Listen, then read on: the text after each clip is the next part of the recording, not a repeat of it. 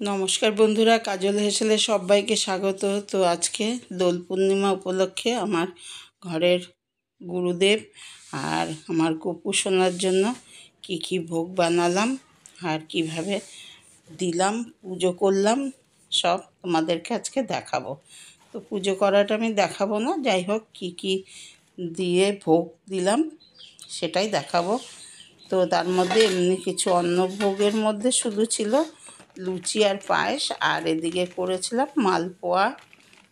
আর ছিল সিন্নি প্রসাদ। আমার গুরুদেবের প্রত্যেক পূর্ণিমাতেই সিন্নি প্রসাদ বানিয়ে দিই আমরা। শ্রী রাম ঠাকুরের প্রত্যেক পূর্ণিমাতেই শ্রী সত্যনারায়ণের পুজো করি, আমরা নিজেরাই করি, ব্রাহ্মণ দরকার পড়ে না। তো সেখানে আমরা নিজেরাই সিন্নি বানিয়ে দিয়ে নিজেরাই পুজো করি। তো দেখো, আজকে একটু লুচি, পায়েস আর একটু মালপোয়া করে দিচ্ছি। তো ওর জন্য এখানে ওই গ্লাস মেপে 2 গ্লাস ময়দা নিয়েছি, 1 গ্লাস সুজি নিয়েছি। সুজিটা কিন্তু আমি একটু ধুয়ে রাখলাম, ধুয়ে রেখে দিলাম, কেন ধুয়ে নিলে একটু মানে সঙ্গে সঙ্গে বানাবো তো বেশিক্ষণ মেখে রাখবো না, ওর জন্য একটু ধুয়ে নিলাম, তাহলে রেস্টে রাখার হলে না ধুলেও চলে। তো এখানে ওই ময়দাটার মধ্যে সামান্য একটু সন্ধক লবণ দিলাম, আর সামান্য একদম, আর দিয়ে দিলাম গুঁড়ো দুধ, আর এখানে দিলাম একটু মৌরি, হাতের মধ্যেই একটু ডলে দিয়ে দিলাম, দিয়ে এখানে মিশিয়ে নিচ্ছি। এখানে আমি কোনো লিকুইড দুধ দেব না, ওই জন্য এখানে 3 চামচ মতো গুঁড়ো দুধ দিলাম। তো এখানে সুন্দর করে মিশিয়ে নিলাম, মিশিয়ে নিয়ে এবার একটু জল দিয়েই মেখে নেব। জল দিয়েই মাখবো। দেখো, প্রথমে অল্প 1 গ্লাস জল দিয়ে দিলাম, দিয়ে নাড়াচাড়া করে নিচ্ছি, যতটা লাগবে সেই বুঝে দেব।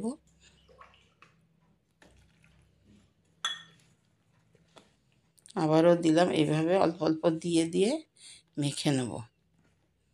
মেখে তারপরেই আরম্ভ করব, সঙ্গে সঙ্গেই বানাতে আরম্ভ করব, কেননা আমি আগের থেকে তো রেডি করিনি, সকালেই আরম্ভ করেছি। আর আজকে 11টা 33 মিনিট কত সেকেন্ড পর্যন্ত পূর্ণিমা ছিল। তাই যাই হোক, যতটুকুই থাকুক, যেহেতু সূর্যোদয়টা পেয়েছে আজকে, সারাদিনই দোল পূর্ণিমা, যারা মানান তারা সারাদিনই মানবে। তো যাই হোক, তো এই দেখো সুজিটাও দিয়ে নিলাম, দিয়ে এবার মেখে নিচ্ছি ভালো করে, হাতাটা দিয়েই ফেটিয়ে নিচ্ছি। ব্যাস দেখো, হাতার সাহায্যেই ভালো করে ফেটিয়ে নিলাম, নিয়ে একটু রেখে দিচ্ছি। একটু সময় রেখে দেবো, ততক্ষণে আমি একটু শিরাটা বানিয়ে নেব। শিরাটা বানাতে আমার যেটুকু সময় লাগবে ওইটুকু সময়ই আর কি একটু থাকবে রাখা। এখন যাই হোক, দেখো এইভাবে মাখলাম। এবার একটু পরে যখন বানাতে শুরু করব, তখন যদি আর একটু মনে হয় জল লাগবে, তাহলে আর একটু দিয়ে দেবো। ব্যাস দেখো, এইরকম বানালাম। একটু মালপোয়া একটু ফোলা ফোলা মোটা মোটা হলেই ভালো লাগে, দেখতেও ভালো লাগে, খেতেও ভালো লাগে। তো ওই জন্য দেখো এখনও ভালো করে মেখে নিচ্ছি। ব্যাস এবার একটু সাইডে সরিয়ে রাখবো।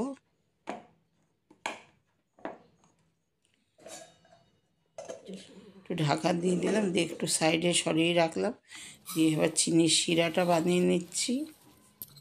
এখানে 1.5 কাপ চিনি দিলাম, আর 1 কাপ জল দিলাম। একটা গাঢ় চটচটে একটা শিরা বানাবো। খুব 1 তার 2 তার 3 তার এসবের কোনো দরকার নেই, শুধু একটা মানে চটচটে শিরা বানিয়ে নেব। এইটা চিনিটা গললেই হয়ে যাবে, চিনিটা ভালো মতো গলে গেলেই হয়ে যাবে। তার মাঝে একটুখানি এর মধ্যে দিয়ে দেবো আমি একটু কেশর। দেখো চিনিটা গলে গেছে, মানে ফুলে গেছে, ঝাঁক উপর দিকে উঠে গেছে।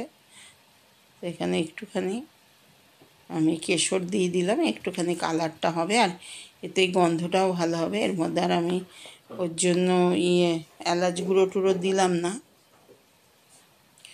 এলাচ গুঁড়ো না দিয়ে এই কেশরটা দিলাম, এরও গন্ধ আছে একটু, দেখো। আর চিনির শিরাটা একটু হলদে হলদে ভাব হবে। ব্যাস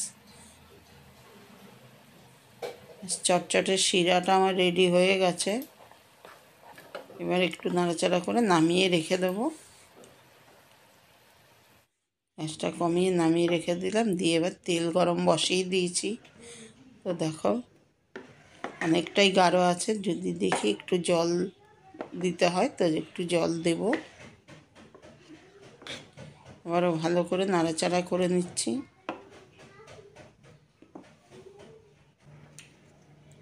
একটুখানি ঘি দিলাম, যেহেতু আমি সাদা তেলে মানে রিফাইন্ড তেলে ভাজবো, তো ওই জন্য রিফাইন্ড তেলটা গরম বসিয়ে দিয়েছি।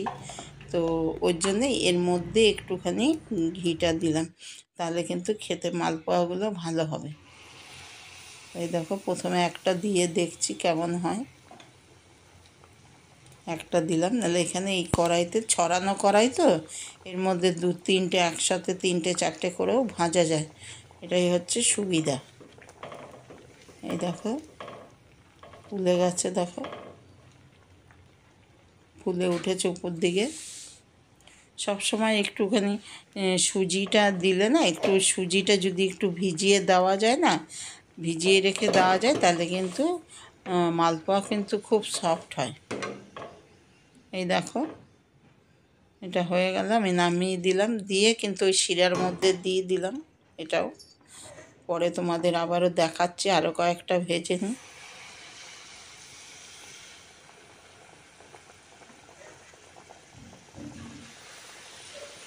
এবার একসাথে 3টে দিব।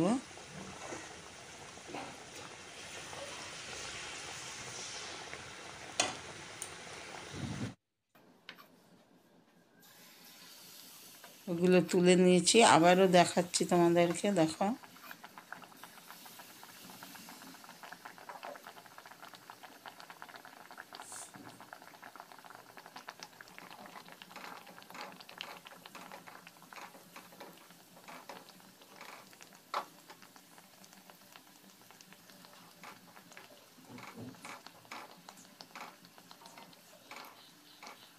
খুব লাল লাল করে ভাজা করব না, লাল লাল করে ভাজলে একটু শক্ত শক্ত হয়ে যাবে, একটু সাদা সাদাই থাকবে ভাজাটা, ওই জন্য তুলে নিচ্ছি।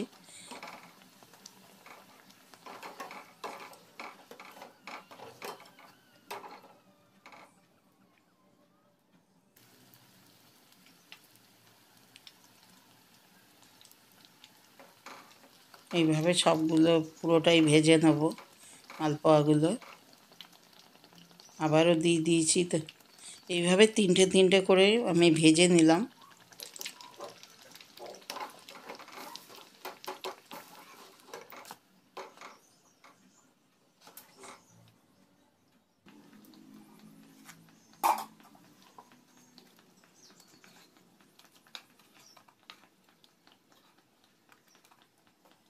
বেশিক্ষণ লাগবে না, শিরাটা বানিয়ে রেখে দিয়েছি, তো আর এদিকে গরম গরম এগুলো দিয়ে দিচ্ছি। খুব তাড়াতাড়ি শিরাটা টেনে নেবে, এর মধ্যে অ্যাবজর্ব করবে খুব তাড়াতাড়ি, ওই জন্য একটু গরম গরমই দিয়েছি।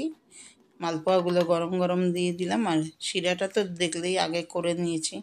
তো এবার একটা প্লেটে সাজিয়ে নিচ্ছি সুন্দর করে, দিয়ে পরিবেশন করার জন্য ঠাকুরের সামনে। ওই দেখো এইভাবেই আমি বানাই, আবার অনেক সময় এমনি চিনি দিয়েও শুকনো মালপোয়াটাও বানাই আমি। আজ এইভাবে বানালাম, শুকনোটাও বানিয়েছি, আজ এইটাই তোমাদের সাথে শেয়ার করে নিলাম।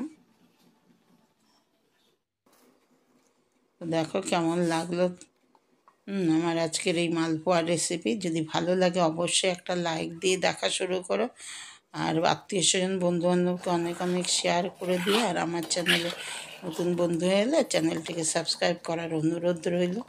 পাশে থাকা বেলটা অবশ্যই প্রেস করবে, তাহলে আগামী দিনে যত নিত্য নতুন রেসিপি আমি দেবো তার আপডেট সবার আগে তোমাদের কাছে পৌঁছে। এই দেখো লুচি আর পায়েস বানিয়ে নিয়েছি, ওগুলো আর তোমাদের দেখালাম না। আর এই দেখো আমার শ্রী শ্রী রাম ঠাকুর, আমার গুরুদেব। এই দেখো গুরুদেবকে এখানে আমি পূর্ণিমার দিন এই ভোগ নিবেদন করেছি। দেখো লুচি পায়েস, এই দেখো সিন্নি, ফল প্রসাদ, খুব বেশি ফল টল আনা হয়নি। তো আর এই দেখো মালপোয়া, এই দেখো শুকনো মালপোয়াও করেছি রসে ভেজানো ছাড়া, আর কেনা মিষ্টি, এই আর এই হচ্ছে শ্রী শ্রী রাম, এটা রামকৃষ্ণ, সারদা মা। ব্যাস এই পর্যন্তই, এবার আসি, টাটা।